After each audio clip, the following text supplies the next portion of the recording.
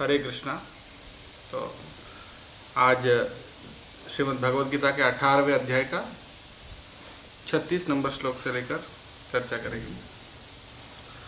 कल हमने चर्चा किया था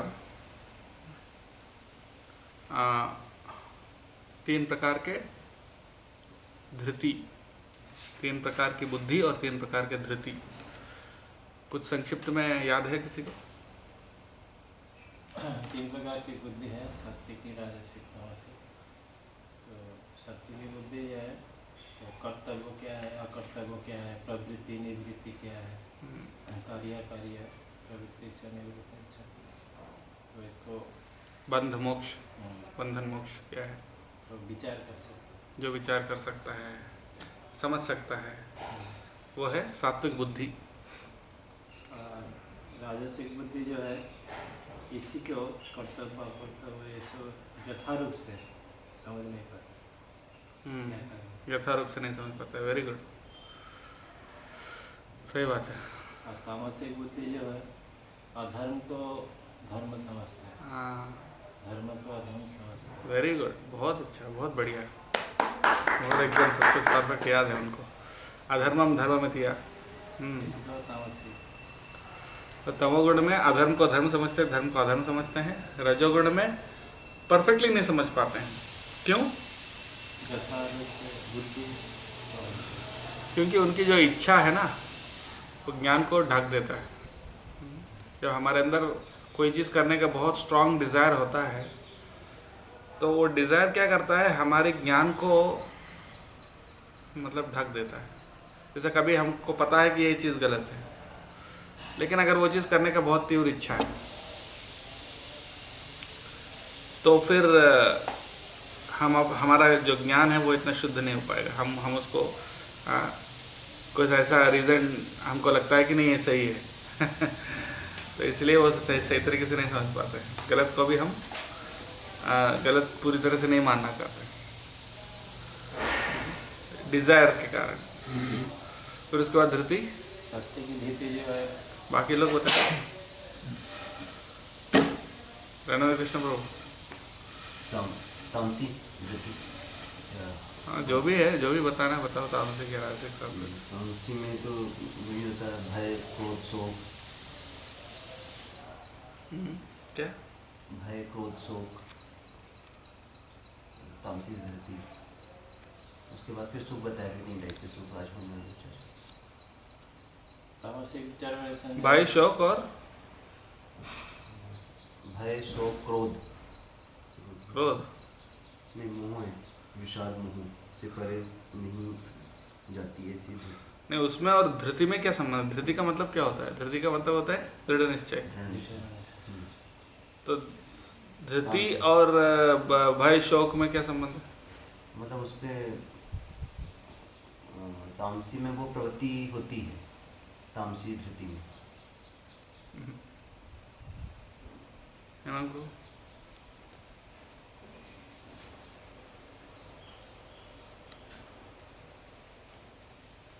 वही तो हुआ, उसी में तो मतलब लिप्त रहता है तामसी धृति।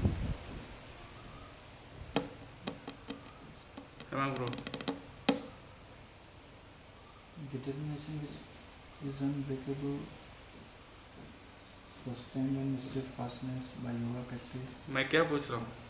तामसी धृति में भय शोक से क्या संबंध है? उस मतलब भय शोक से वो डिसीजन लिया जाता है, वो दृढ़ निश्चय होता है। न विमुंचति दुर्मेधा, विमुंचति यानी उसको छोड़ना नहीं चाहता, वो धृति है। धृति मतलब क्या है? उसमें उनकी धृति है कि भाई शौक और स्वप्न, जैसे मैंने बताया, जब निश्चय कर लेता है उसको एक ठान लेता है। हाँ, निद्रा में करूँगा तो निद्रा लेना ही है। हाँ दृढ़ निश्चय कर लेता है। जिससे जहाँ पर भय नहीं करना चाहिए तो भय करते हैं, उससे ही करते हैं। इसको लेता हूँ।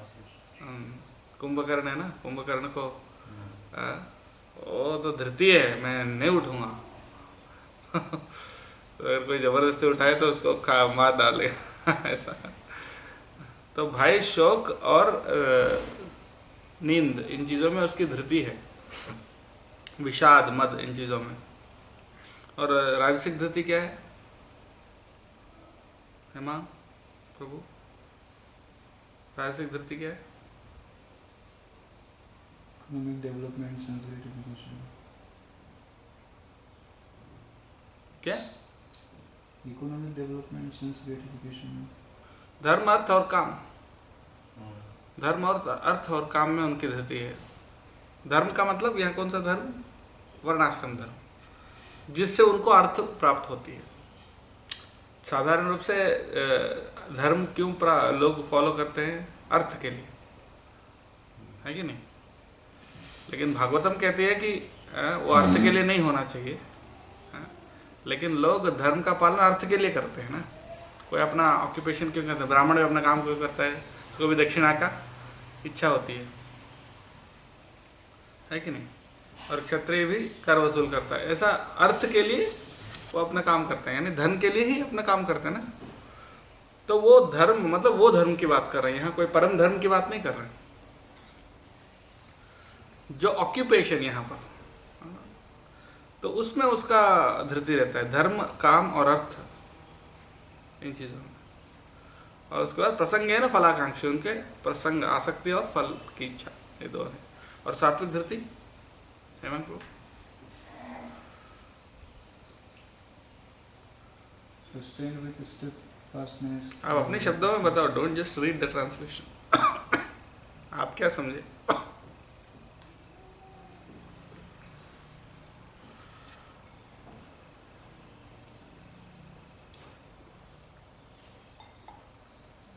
The determination which is unbreakable. जो नियत धर्म है वो अनब्रेकेबल रूप से करते हैं। मन, इंद्रिय, बुद्धि को नियंत्रण में करते हैं। वेरी गुड प्रभु जी, बिना देख के सब कुछ परफेक्टली बता रहे हैं। ये ध्यान है, इसको ध्यान बोलते हैं। हाँ। धृत्याय धारयते मनः प्राणेन्द्रिय क्रिया योगेन अव्यभिचारिण्य, अव्यभिचारिणी योग से आता है।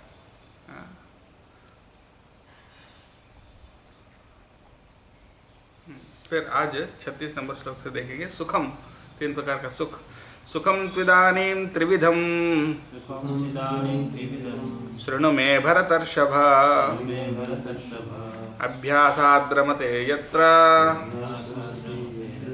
दुःखान्तं च निगच्छति। सुखम तो इदानीं त्रिविधम, 3 प्रकार के सुख हैं। हाँ, अभ्यासाद रमते यत्र दुःखान्तं च निगच्छति, यानी दुःखान्तं निगच्छति, यानी दुख को खत्म कर देता है। वो सुख क्या करता है? दुख को खत्म कर देता है। अभ्यासाद रमते, उसके अभ्यास से ये 3 प्रकार का सुख में रमण करता है।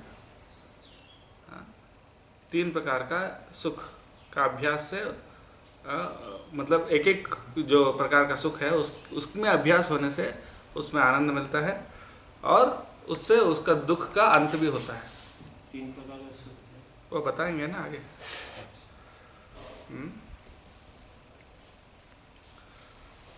तो प्रभुपाद जी तात्पर्य में बता रहे हैं कि जो भौतिक सुख ऐसा है कि चबाया हुआ को दोबारा चबाना। अभ्यासात, अभ्यास मतलब वही अभ्यास है उसका, जो चबाया उसका रस निकल गया। गन्ने को चबाया तो रस निकलता है, लेकिन चबाने के बाद फिर दोबारा चबाओगे तो थोड़ा कम निकलता है ना, और चौथी 5वीं बार चबाओगे तो फिर भी कुछ निकलता है, लेकिन बहुत कम, मतलब एक्चुअली कुछ नहीं निकलता, सिर्फ दांत दर्द करता है कि नहीं? तो ये उसका अभ्यास है कि वो अभ्यास के कारण उसी में सुख ढूंढता है। तो जो सत्वगुण में है वो सत्वगुण का सुख ढूंढता है, रजोगुण का सुख ढूंढता है, और तमोगुण में जो है तमोगुण का सुख ढूंढता है। लेकिन वो उसका अभ्यास हो जाता है। जो रजोगुण का सुख ढूंढेगा वो हमेशा रजोगुण का सुख ढूंढेगा। रजोगुण का सुख जैसे इंद्रिय भोग, तो हमेशा उसी में सुख ढूंढता रहेगा। जिसको इंद्रिय भोग का लालच है, जैसे सिगरेट पीने का आदत है या दारू पीने का आदत है या ऐसा कोई भी आदत है, तो बाद में उसको सुख के लिए वो क्या करेगा, फिर उसी चीज़ में ढूंढेगा ना।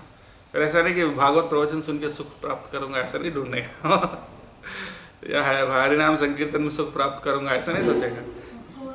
हाँ, उसको उसी से सुख मिलता है, क्योंकि वो उसका अभ्यास द्रवते यत्र, यानी उसका अभ्यास से उसी में वो उसको आनंद मिलेगा, है कि नहीं। आप बोलोगे देवे मंदिर में आओ, भगवान का दर्शन करो, कीर्तन करो, उसमें बहुत आनंद है, उसको नहीं आएगा, क्योंकि उसका अभ्यास उसमें नहीं, उसका अभ्यास जिसमें उसको सुख मिल रहा है उसका अभ्यास है, तो इसलिए उसी में उसको सुख ढूंढेगा और उसी से उसको दुखांतम निगच्छति, यानी वो उसके दुख से मुक्त होगा। लेकिन ये इसमें बहुत ज़्यादा सुख नहीं, बार बार चबाते चबाते कितना सुख मिलेगा उसमें, इसलिए उसको धीरे धीरे क्या है, हायर टेस्ट देना पड़ेगा, यानी उच्च स्वाद देना पड़ेगा। साधु संग से प्रभुपाद जी तात्पर्य बताते हैं, when by good association understands by good association that it is only a repetition of the same thing and is awakened to his real Krishna consciousness, sometimes relieved from some repetitive so called happiness। यानी जब साधु संग उसको मिलता है तब उनकी प्रभाव से, उनकी कृपा से वो समझ पाएगा कि ये बार बार चबाने से उसी को उसमें सुख नहीं है, असली सुख भगवान की भक्ति में है, और तब उस चबाने के चक्र से वो बाहर निकल सकता है। यत्तदग्रे विषमिवा परिणामे अमृतोपमम् तत्सुखं सात्विकं प्रोक्तम् आत्मबुद्धि प्रसादजम्।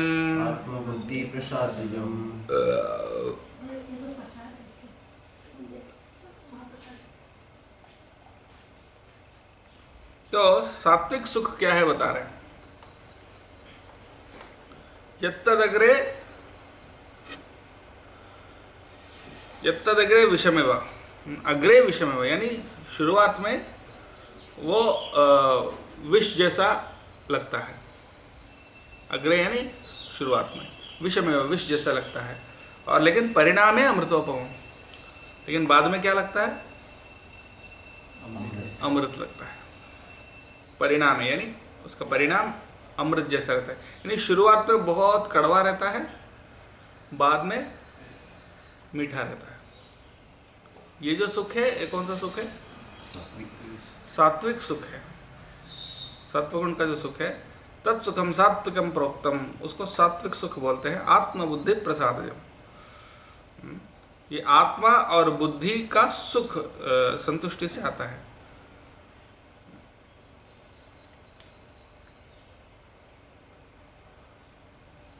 बुद्धि प्रसाद यानी बुद्धि जब प्रसन्न होता है उससे जो सुख आता है वो सात्विक सुख है।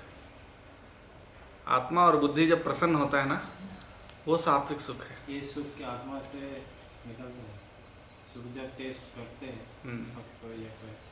आत्मा से निकलते हैं। आत्मबुद्धि प्रसाद का मतलब यह है कि आत्मा और बुद्धि का प्रसन्नता से जो सुख मिलता है।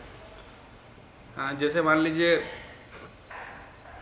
आप बहुत मेहनत करके धूप में जाके बुक डिस्ट्रीब्यूशन किया, धूप में जाके बुक डिस्ट्रीब्यूशन किया, बहुत परेशान हुआ, हो सकता है आपने 100 लोगों से जाकर मिला, उनमें से शायद 3 लोग या 4 लोग बुक्स लिया, ठीक है, और शाम को आया, जो भी आपने लक्ष्मी मिला वो पूरा मंदिर में दे दिया, ठीक है। तो यहाँ शरीर तो परेशान हुआ ना, लेकिन मन में कैसा लगता है, मन में कैसा लगता है, आनंद लगता है ना। ये जो आनंद है, ये कौन सा आनंद है, सात्विक सुख। क्यों? वहां पर आपका बुद्धि कह रहा है कि हम अच्छा काम किया, आपका बुद्धि संतुष्ट हुआ, आत्मा संतुष्ट हुआ, भले शरीर थोड़ा परेशान हुआ, लेकिन आपकी बुद्धि और आपकी आत्मा प्रसन्न हुआ। तो वो जो सुख है वो सात्विक सुख आपको महसूस हो रहा है। हाँ, सबको प्रसाद खिलाने के बाद आखिरी में खा रहे हैं, तो उसमें आपका शरीर का सुख नहीं है, सुख किसका है, बुद्धि कह रहा है देखो ये सही काम किया, आप बहुत सही काम किया। है कि नहीं? तो बुद्धि और आत्मा जब प्रसन्न होता है उसमें जो सुख है वो सात्विक सुख है। और शुरुआत में कड़वा लगता है, शुरुआत में जहर जैसा, इच्छा नहीं होती है, जिसको आदत नहीं है सुबह उठने में बहुत परेशानी होती है। लेकिन उसके बाद उठने के बाद नहाने के बाद कैसा लगता है? मंगल आरती में जाने से आनंद आता है। हाँ। तो परिणाम है अमृतोपम, यानी परिणाम में ये अमृत जैसा रहता है। तत्सुखम सात्विकम प्रोक्तम। फिर उसके बाद दूसरा देखिए, विषयेंद्रिय संयोगात् यत्तदग्रे मृतोपमम् परिणामे विषमिव तत्सुखम राजसं स्मृतम्। यह रजोगुण का सुख अभी बता रहा है। पहले क्या बताया? सात्विक सुख बताया। अभी रजोगुण का सुख बता रहे, राजसिक सुख। वो कैसा होता है? विषयेंद्रिय संयोगात्, इंद्रिय और इंद्रिय विषय के मिलन से जो सुख पैदा होता है। जैसे आपको अच्छा खाना है, आज स्वादिष्ट खाना मिला, तो स्वादिष्ट खाना खाने से जो सुख मिलता है वो कैसे मिला? विषय और इंद्रिय। यहाँ विषय क्या है? गुलाब जामुन या जो भी है, और इंद्रिय क्या है? जीवान। तो ये इंद्रिय और ये जो विषय, ये दोनों जब पास में आते हैं तो क्या हुआ? सुख। वो सुख जो है वो रजोगुण का सुख है, विषय इंद्रिय संयोगात। और वह कैसे रहता है? यत्तद अग्रे अमृतोपम। शुरुआत में बहुत मीठा लगता है, शुरुआत में बहुत मजा आता है उसमें, लेकिन परिणाम है विषय विवाह, परिणाम उसका जहर होता है। शुरुआत में बहुत मीठा लगता है, लेकिन बाद में कड़वा हो जाता है, बाद में जहर बन जाता है। वही गुलाब जामुन 2 बार 3 बार 5 बार खाए तो अच्छा नहीं, परिणाम है विषम। जब आप इंद्रिय तृप्ति सीमित मात्रा से ज़्यादा करते हैं तो रोग होता है। ज़्यादा एंजॉय करने वाले को क्या होता है? ज़्यादा एंजॉय करोगे, हाँ, लिमिट में करना वो भी सात्विक है, क्योंकि लिमिट में करना और वो भी प्रसाद ग्रहण करना, वो तो आपका, उसमें आपका आत्मा और बुद्धि भी प्रसन्न हो रहा है, तो वो सात्विक सुख है। लेकिन लिमिट से ज़्यादा अगर मान लीजिए इंद्रिय तृप्ति के लिए खा रहे हैं, तो उसमें क्या होता है? हाँ, सिर्फ खाने का ही नहीं अकेला, इसमें 5 इंद्रियां हैं, 5 इंद्रियां अपने इंद्रिय वस्तु मांग रहे हैं। हाँ, जीवान तो अच्छा खाना चाहता है, कान अच्छा सुनना चाहता है, और अच्छा सुनने के बाद एक दिन अच्छा कोई कीर्तन नहीं करा रहे, आज कीर्तन में मज़ा नहीं आया, उसको गाना नहीं आता उसको। हाँ, उससे अच्छा बॉलीवुड का गाना अच्छा है बहुत। तो ऐसा अच्छा सुनने का जो इच्छा है, और जो 5 इंद्रियां अपनी इंद्रिय वस्तुओं को जो मांगते रहते हैं।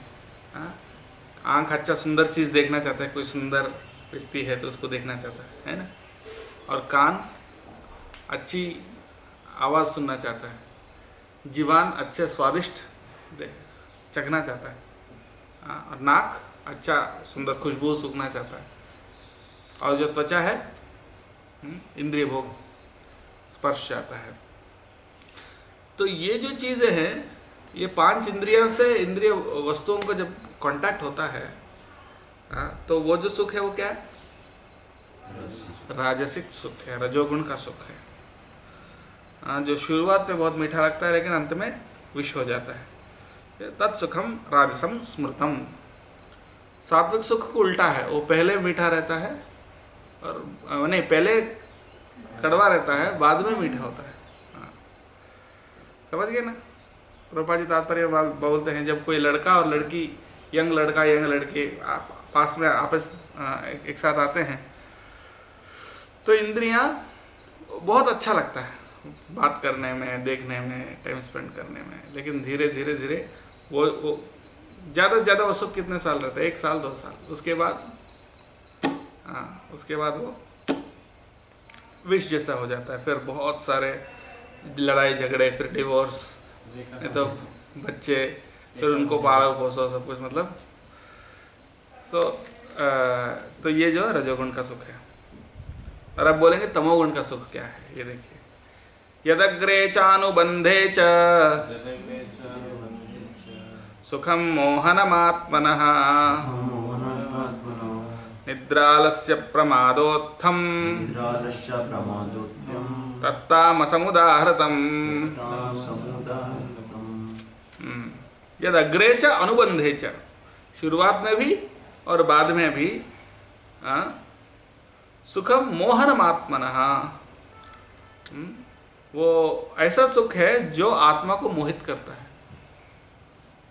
और निद्रा आलस्य प्रमाद उत्थम, वो किससे आता है? निद्रा, आलस और प्रमाद। प्रमाद का मतलब पागलपन।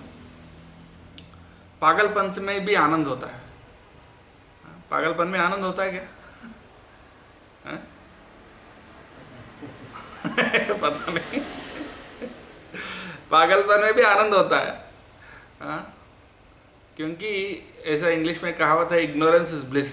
जो मूर्ख है वो मूर्खता में आनंद लेता है ना? तो वो तामसिक आनंद है, तामसिक सुख है, जो निद्रा से आता है, आलस्य से आता है और पागलपन से आता है। वो शुरुआत में भी और अंत में भी मोहनम आत्मा, यानी आत्मज्ञान उसमें नहीं रहता है। ब्लाइंड टू सेल्फ रियलाइजेशन, यानी आत्मा के बारे में कोई ज्ञान नहीं रहता है उसमें।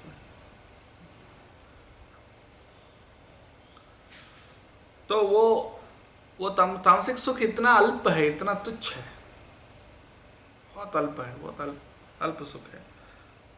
और वो आपको और अज्ञान में डालेगा, और अज्ञान में डालेगा, ऐसा सुख है वो। प्रभुपाद जी तात्पर्य में बोल रहे हैं कि असल में उसमें कोई सुख है ही नहीं। शुरुआत में भी सुख नहीं है, अंत में भी सुख नहीं है, लेकिन उसको लगता है थोड़ा सुख। मुझे सोना है तो सोना ही है, जीती ऐसा है। तामसिक जीती में जैसे बोले क्या? तामसिक जीती में जैसे एग्जाम्पल दे दे, सोना है तो मुझे सोना ही है, तो सुख को टेस्ट करना है। तो असल में प्रभुपाद जी यहाँ तात्पर्य में बोल रहे हैं कि रजोगुण में तो कम से कम शुरुआत में सुख है, लेकिन तमोगुण में तो शुरुआत में भी नहीं है, अंत में भी नहीं है, लेकिन एक सुख का थोड़ा सा आभास उसको लगता है। उसमें सुख नहीं है, बट लेकिन वो निद्रा आलस्य में ऐसे सोने में बस सोते रहो, उसमें उसको एक प्रकार का सुख लगता है, लेकिन इसमें सुख नहीं है उसमें।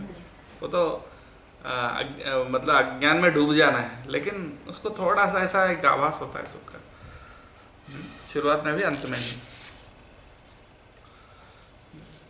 जैसे हम अपने उदाहरण ले सकते हैं। मान लीजिए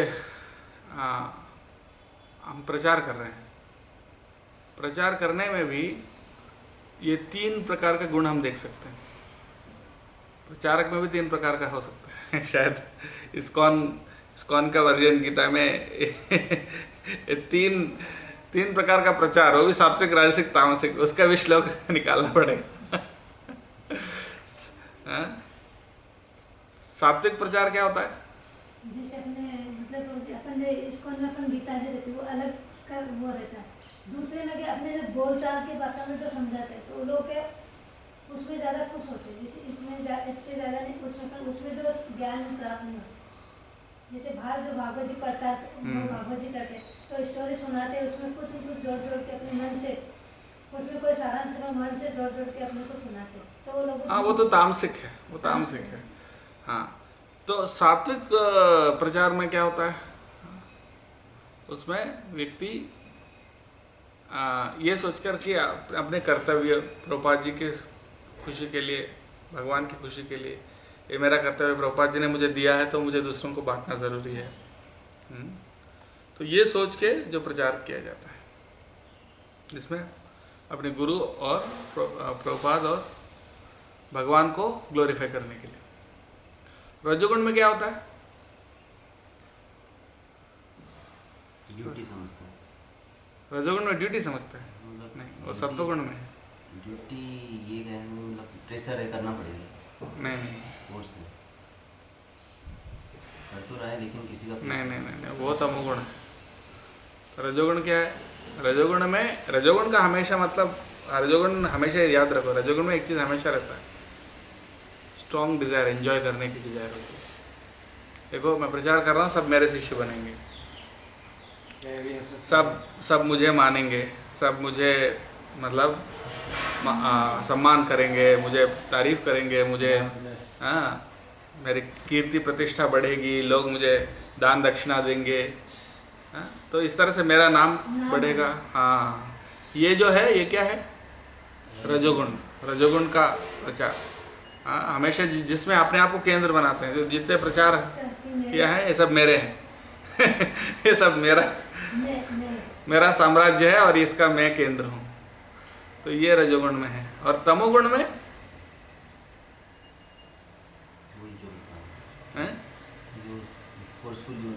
उससे पहले रजोगुण में एक और चीज़ है। रजोगुण में व्यक्ति करता समझता है, मैंने किया प्रचार, इतने भक्त कैसे बने, मैंने तो बनाया, ऐसा सोचते हैं, मैंने प्रचार किया।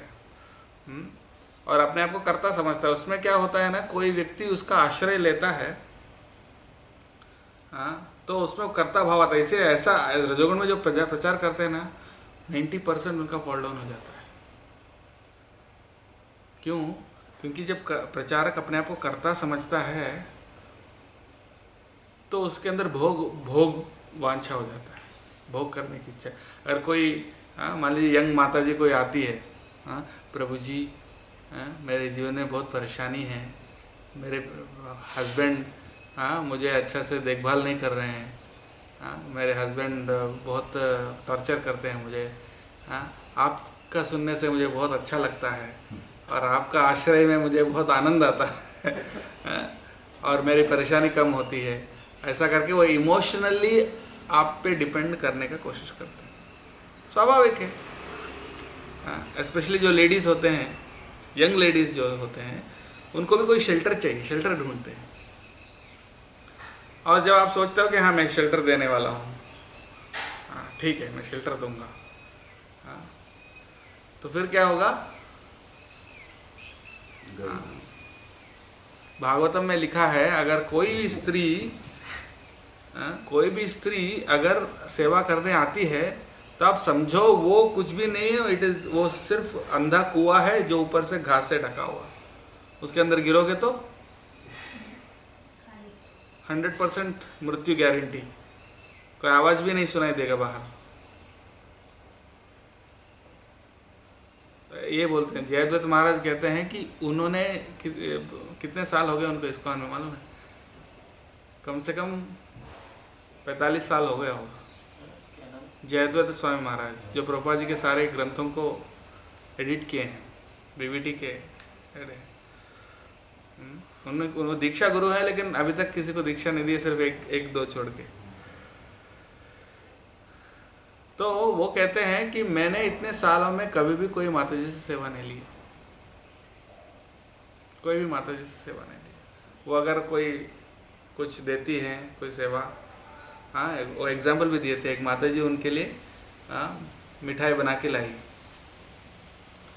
तो उन्होंने बहुत सम्मान के साथ उसको स्वीकार किया और किसी और को दे दिया उनने खुद नहीं खाया उसको।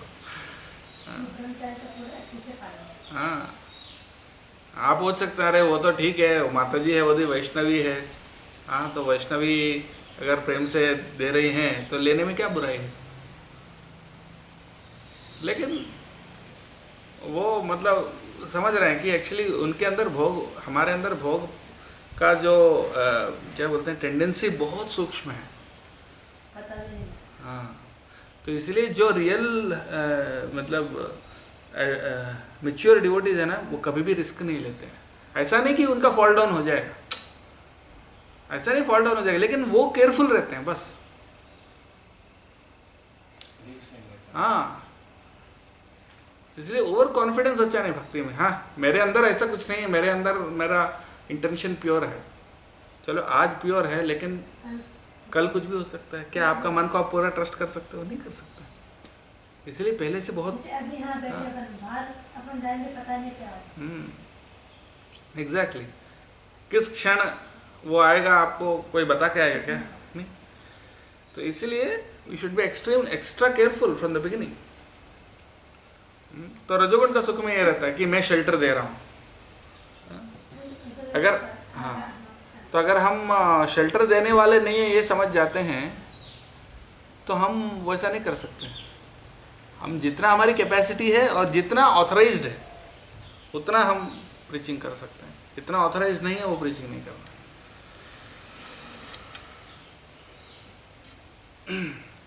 उसके बाद और तमोगुण का क्या प्रीचिंग है? तमोगुण का प्रचार कैसे होगा?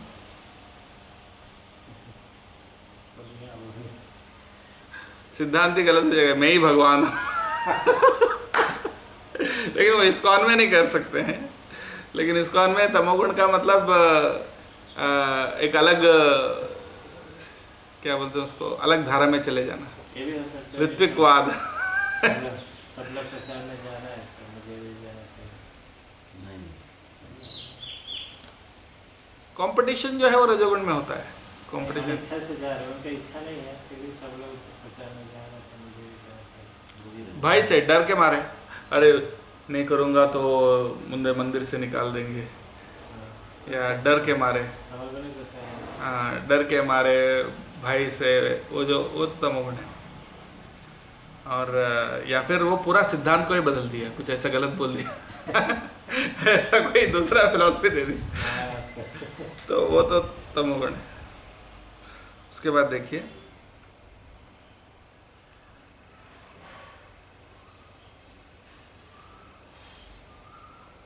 40 नंबर ना, 40। न तदस्ति पृथिव्यां वा दिवि देवेषु वा पुनः सत्वं प्रकृतिजैर्मुक्तं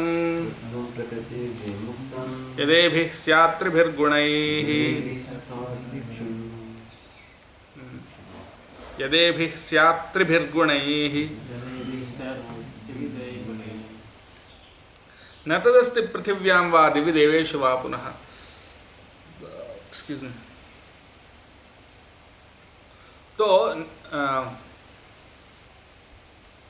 ऐसा कोई व्यक्ति पृथ्वी में नहीं है, पृथ्वी में भी नहीं है और दिव्य देवेशु स्वर्ग में भी नहीं है, जो इन तीनों गुणों से मुक्त है।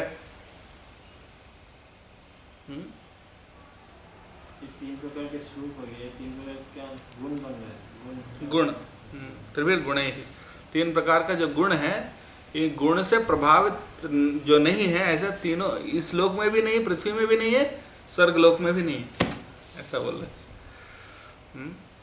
जो पूरी तरह से दिव्य है। लेकिन इसका कोई एक्सेप्शन है इसके लिए?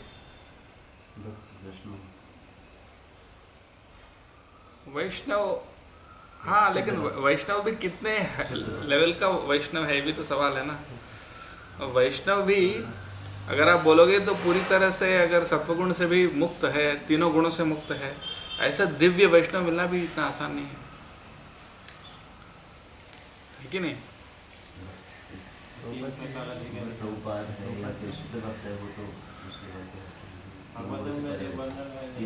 तीन अधिकारी जो है गुण के अंदर में होता है। उत्तम अधिकारी नहीं होता है, उत्तम अधिकारी दिव्य होता है। बल्कि हाँ, ऐसा एक्सेप्शंस होते हैं, जो परमहंस महाभागवत होते हैं ना, वो लोग तीन गुणों से परे हैं। श्रील प्रभुपाद जी ऑफ कोर्स, और भी हाँ ऑफ कोर्स सुखदेव गोस्वामी और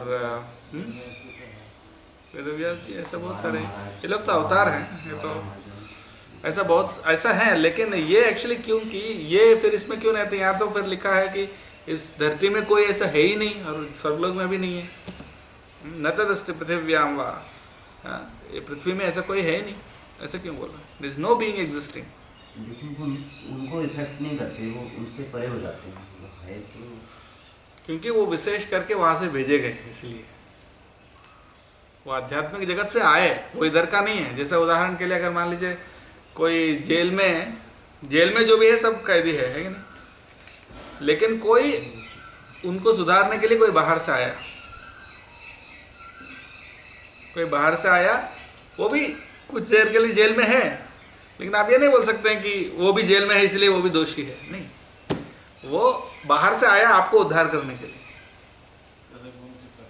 हाँ, वो उद्धार करने के लिए आया, वो कैदी बन के नहीं आया।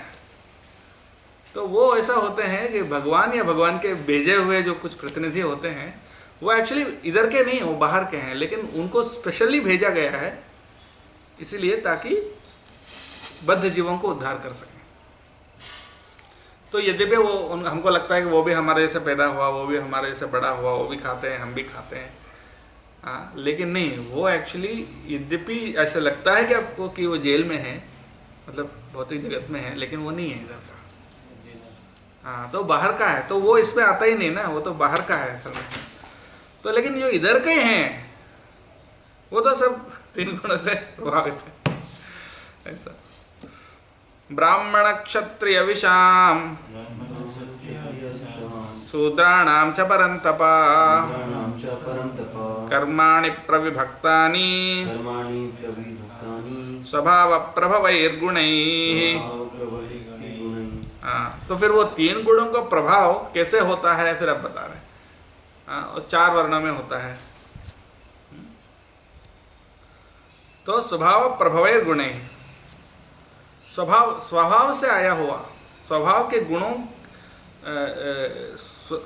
जिनके जो स्वाभाविक गुण जो है उससे आया हुआ ये 4 प्रवृत्तियां हैं, ये 4 वृत्तियां हैं, 4 वर्ण हैं। ये किससे पैदा हुए हैं 4 वर्ण? स्वभाव प्रभवैहि गुणैहि, अपने स्वभाव से जो गुण आए हैं, यानी स्वाभाविक जो उनके गुण हैं उस गुणों से पैदा हुए हैं ये 4 वर्ण। समझ गया ना? कर्माणि प्रविभक्तानि, विभक्तानि यानी अलग अलग प्रकार के कर्म हैं उनके। ब्राह्मण क्षत्रिय वैश्य और शूद्रों का अलग अलग प्रकार के कर्म हैं जो उनके गुणों से निर्धारित किया गया है, उनके स्वाभाविक गुणों के आधार पर निर्धारित किया गया है। स्पष्ट है कि कंफ्यूजिंग है? तो स्पष्ट है मैं क्या बोल रहा हूँ? उनके स्वाभाविक गुणों के आधार पर निर्धारित किए हुए विभिन्न प्रकार के कर्म हैं ये 4 वर्णों के। मतलब आपका कर्म किस आधार पर निर्णय किया जाता है? गुणों के अनुसार, आपके गुणों के अनुसार आपका क्या गुण है उस आधार पर आपका कर्म तय होता है। ठीक है, तो आगे देखिए, अभी ब्राह्मणों का लक्षण बता रहे हैं। शमोदमस्तपः शौचम शांतिरार्जवमेव च ज्ञानं विज्ञानमास्तिक्यं ब्रह्म कर्म स्वभावजम्।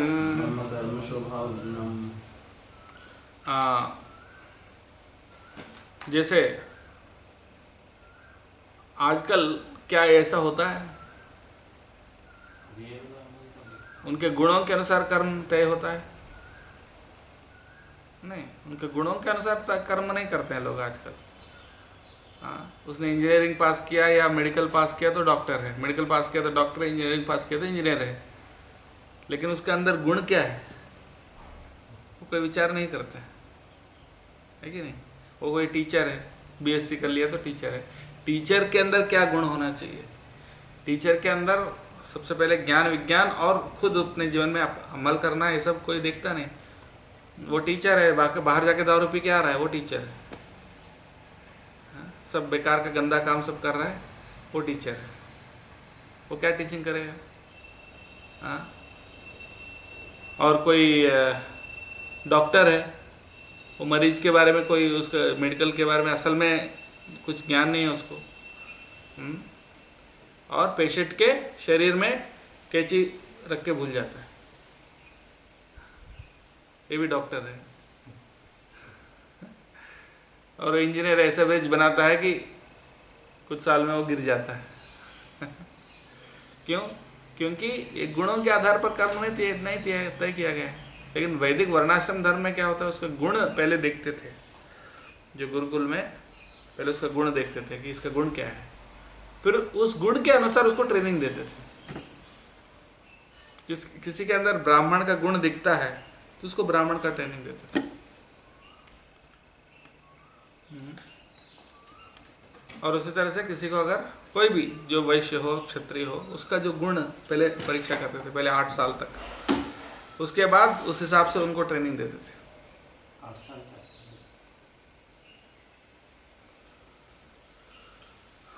यानी 8 साल की उम्र तक।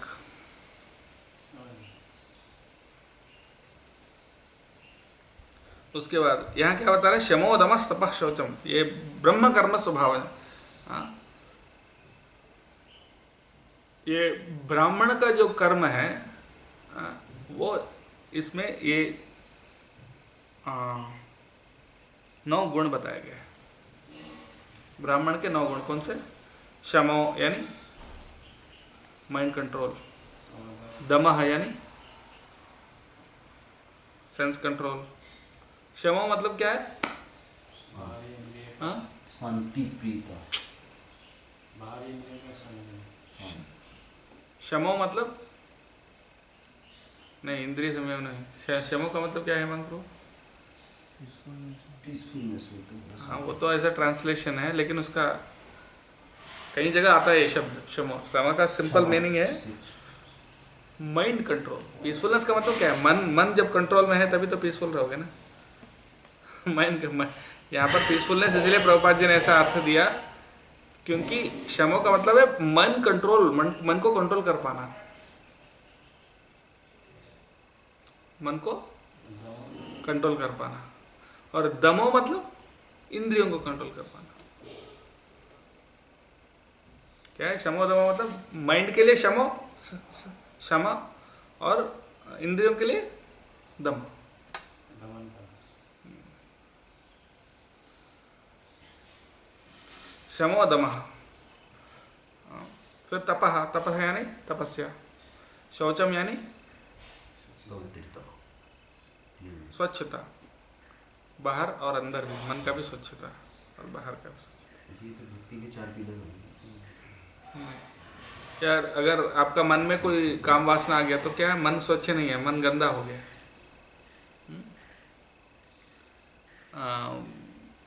तिरुमला तिरुपति में वेंकटेश्वर भगवान है ना, वहाँ पर रंगदास जी बोल के एक थे। सूची मतलब जो है शरीर में भी स्वच्छता रखना और अंदर में भी स्वच्छता, दोनों को मिला के स्वच्छता। तो तिरुमला में रंगदास जी बोल के एक भक्त थे। वो क्या करते थे, एक बगीचा बनाते, बगीचा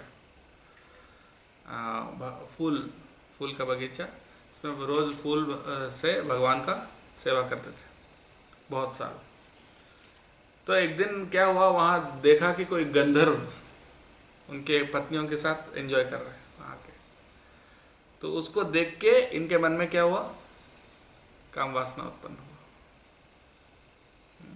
तो वहाँ पर एक ऋषि थे, वो भी वैष्णव थे। वो इनको देखा कि इनका मन दूषित हो गया। आपका मन दूषित हो गया, अभी से आप भगवान को फूल नहीं अर्पित कर सकते, क्योंकि अभी तक आपका मन शुद्ध था तो अर्पित किया। अभी आप वो गंधर्व को देख के आपका मन में काम वासना आ गया, तो इसलिए अभी आप जो बगीचा में जो फूल आपने उगाया वो आप भगवान को अर्पित नहीं कर सकते। ऐसा उसका रिसॉल्यूशन नहीं होता है क्या? मतलब एक बार दोबारा सॉल्यूशन तो होता है, बाद में टाइम लगेगा उसको, पहले शुद्ध होना पड़ेगा। हाँ, अजय के एग्जाम्पल, अजैमिल का एग्जाम्पल क्या?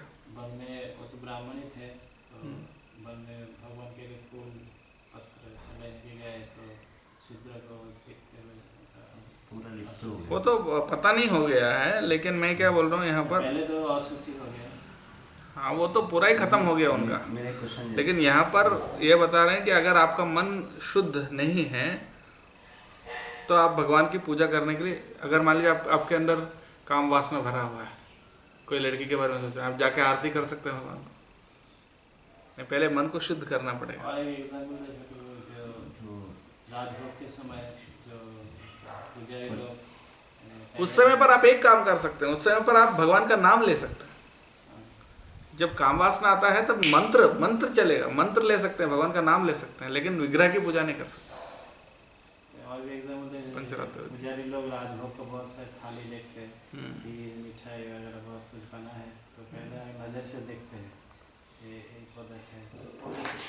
लोग दृष्टि से देखा है तो वो भी अशुचि हो गया। इसके लिए तो इसको दिखाते नहीं जो वो नहीं, जैसे बहुत सारे मंदिर है भारत में जहाँ पर कोई भोग बनाते हैं ना, अगर कौवा भी उसको देख ले तो उसको फेंक देते हैं। दक्षिण भारत में ऐसा मंदिर है। जगन्नाथपुरी में भी तो पूरा हाँ, ढके कौवा अगर देख लिया या कुत्ता देख लिया, खाने का तो दूर की बात है, देख लिया तो उसको फेंक देते हैं, भोग नहीं लगा सकते। हाँ। तो यहाँ शमो दमस तपः शौचम, शौचम मतलब ये है शुद्धता। शांति, शांति का मतलब शांति, शांति नहीं, शांति का शांति, सहिष्णुता, सहनशीलता। आर्जवम, आर्जवम मतलब सरलता। ज्ञानम, ज्ञान, विज्ञानम, विज्ञान का मतलब प्रैक्टिकल ज्ञान, जो ज्ञान अपने जीवन में अमल किया गया। आस्तिक्यम, आस्तिक्यम का मतलब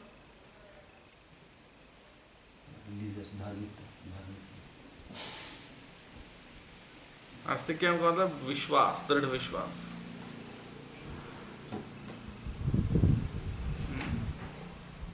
आस्तिक्यम का मतलब है दृढ़ विश्वास। रिलीजियसनेस का मतलब वही है, दृढ़ विश्वास होना। ये ब्रह्म कर्म स्वभावजम, ये ब्रह्म ब्राह्मणों का लक्षण है। या खत्म करें, फिर कल से क्षत्रिय, वैश्य और शूद्रों का लक्षण कल हम चर्चा करेंगे। तो ये गुण जिनके अंदर है ये ब्राह्मण है। हाँ, सिर्फ यज्ञों पे धारण करने से कोई ब्राह्मण नहीं बनता, या ब्राह्मण कुल में पैदा होने मात्र से कोई ब्राह्मण नहीं बनता। तो इन गुणों को हमें कल्टीवेट करना चाहिए। इसलिए स्वच्छता, इसलिए ब्राह्मण बनने का कोशिश कर रहे हैं, इसलिए हमको रोज़ साफ करना ज़रूरी है।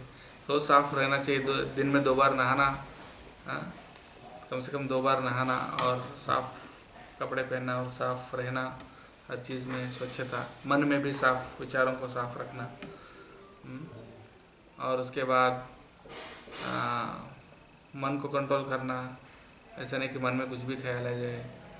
इंद्रियों को कंट्रोल करना, सरल रहना, सरलता, सरलता यानी जीवन सरल रखना चाहिए। ऐसा नहीं कि सरलता का विपरीत क्या है? कुटिलता, झूठ बोलना, धोखा देना।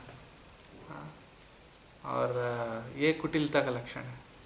सरलता का एक और लक्षण है कि सिंपल रहना, यानी बहुत महंगे महंगे चीज़ें, बहुत ज़्यादा क्या बोलते हैं, भोग विलास नहीं रहना। और शास्त्र ज्ञान होना चाहिए, ज्ञान, शास्त्रों का ज्ञान होना चाहिए, शास्त्रों को रेगुलर अध्ययन करना चाहिए, जीवन में आचरण, अमल करना चाहिए, और विश्वास होना चाहिए भगवान के ऊपर, आस्तिक्यम, डरना नहीं चाहिए। तो ये सब ब्राह्मणों के लक्षण हैं। तो श्रीमद् भगवद गीता की, श्रील प्रभुपाद की, गौर प्रेमानंदे हरि।